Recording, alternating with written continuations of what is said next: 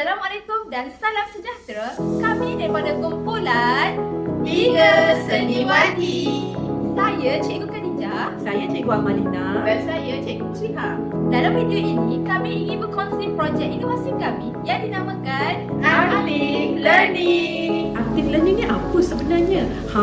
Active learning ni sebenarnya singkatan daripada perkataan art iaitu seni dan juga interaktif iaitu interaktif dua hala. Ianya sebenarnya sebuah website yang mana kami bangunkan menggunakan Google Site. Kami menghimpunkan pelbagai aplikasi bahan bantu mengajar, contohnya macam Kahoot, Quizizz, Educaplay dan pelbagai lagi. Dan kami juga menggunakan aplikasi AI, contohnya macam Gemini, Notebook LM untuk kami hasilkan kandungan PDP yang lebih menarik. Sebab apa kami bangunkan laman web ini?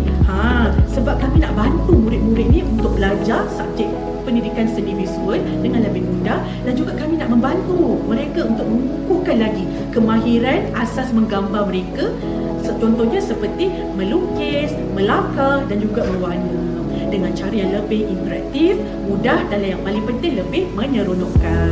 Apa yang menarik dalam laman web kami ni? Yang pertama, kami ada menyediakan nota-nota teori dengan gaya yang menarik dan juga kami sediakan video-video tutorial dan demonstrasi sebagai panduan untuk murid. Yang kedua, kami ada menyediakan ruang untuk murid bercuba kemahiran menggambar secara digital tanpa menggunakan pensel tau. Sangat mudah kan? Yang ketiga, kami juga ada menyediakan aplikasi games untuk murid bermain dengan seronok. Selain itu, kami juga ada menyediakan kuis interaktif untuk menguji kefahaman murid terhadap topik ini. Seronok kan? Dan yang paling terakhir sekali, kami menyediakan ruang untuk murid mempamerkan hasil karya di dalam galeri. Dan juga ruang refleksi untuk kita dapatkan maklumat daripada mereka. Kami harap cikgu-cikgu dapat gunakan sebab apa? Ia sangat mudah digunakan di mana-mana sahaja dan bila-bila masa tahu. Selain itu, PDP akan lebih tersusun dan juga sistematik.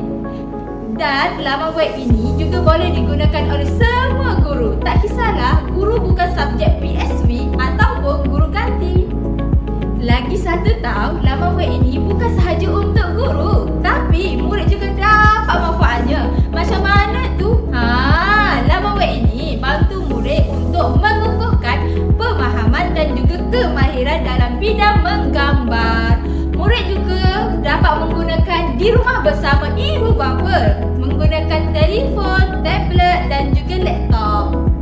Murid akan lebih rasa teruja dan juga seronok bila gunakan pelbagai aplikasi yang ada di laman web ini. Semoga laman ini memberi manfaat kepada semua.